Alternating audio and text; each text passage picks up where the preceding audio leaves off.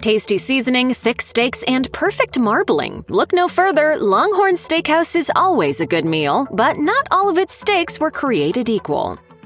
When it comes to a cut of sirloin, there are two types, the top sirloin and the bottom sirloin. The top sirloin, which is the more tender one, is cut from underneath the tenderloin strip, and since that area of the cow is muscular, this cut of steak tends to be much firmer than others. It has little marbling, and many times that's exactly what lean steak enthusiasts look for. And the Renegade Sirloin at LongHorn Steakhouse sure does feel tough. Now, it's not like this steak is so tough it's inedible, but about halfway through you can find your jaw tiring from the immense amount of chewing. The steak does have decent flavor, thanks to its prairie dust spice blend, but in the end you're probably better off looking into another option.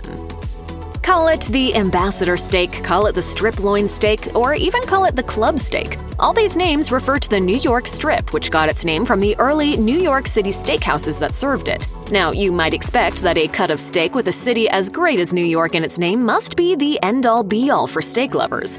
That's grade A, top choice meat.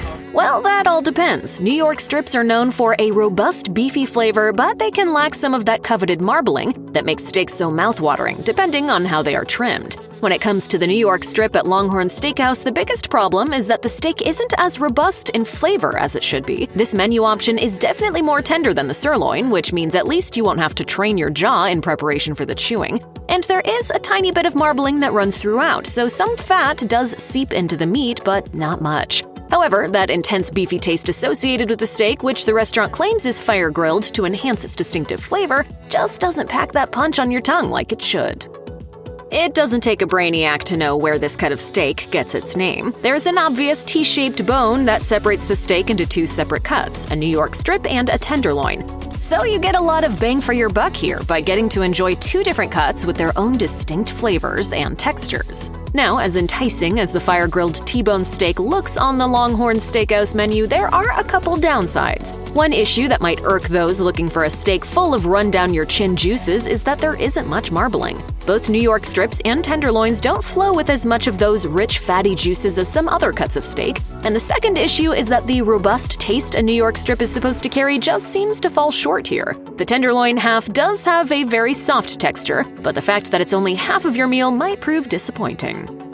If you're the kind of person who frequents steakhouses, then you know that many times the porterhouse cut is the cream of the crop. It's basically just a larger T-bone with the bone separating the steak into two cuts, the beefy New York strip and the super soft tenderloin. But there is a strict difference. According to the USDA, a porterhouse must be at least 1.25 inches thick when measured from the bone to the widest part of the filet. The LongHorn Porterhouse does one-up the T-bone on the menu, but it still doesn't rise to the top of the steak list. One big plus of this steak is that it's enormous, so if you're looking to split a meal, this is the ideal amount of beef. And since it's much bigger than the T-bone, the tenderloin side is naturally bigger, and that means more melt-in-your-mouth steak galore to enjoy.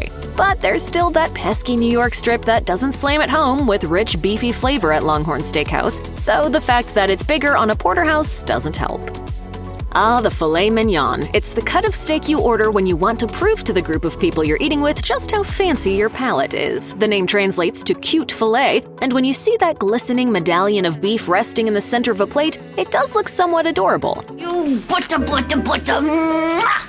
Filet mignon, although lacking any vibrant marbling, is known for its astoundingly buttery texture. Even without the fat melting into the meat while on the grill, you get a bite that falls apart on your tongue. This is what makes Flo's Filet at LongHorn Steakhouse such an appealing option.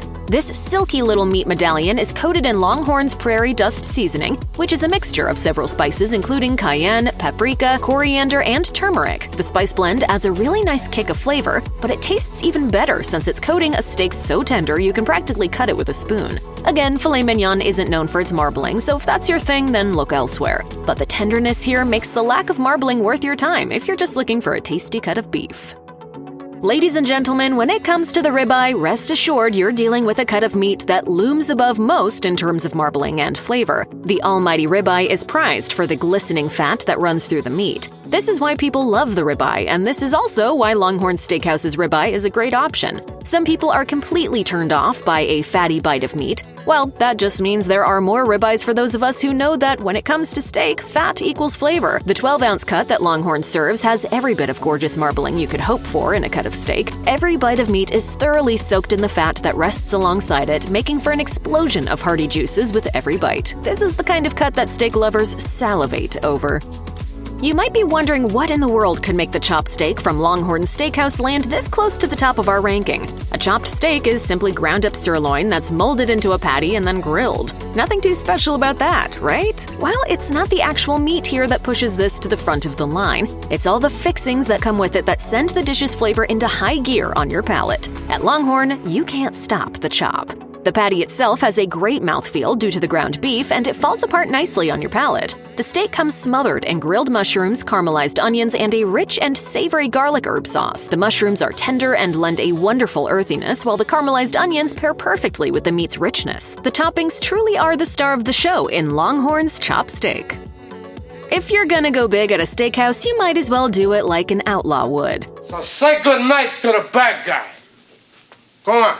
And that means ordering a massive slab of meat full of exceptional marbling and epic flavor. Something so tasty, it should be given a prison sentence. Well, that's exactly what you'll get with the Outlaw Ribeye at LongHorn Steakhouse. This thing looks you in the eye once it hits the table and demands you show it respect, or else. This steak is 20 ounces of volcanic flavor eruption on a plate. The marbling is in-your-face intense, and that means every piece you cut off has juices pouring out of it. This behemoth also comes with the bone attached, so you get the additional flavor of the marrow seeping into the meat. The Outlaw Ribeye will have you scheduling your return to LongHorn Steakhouse ASAP.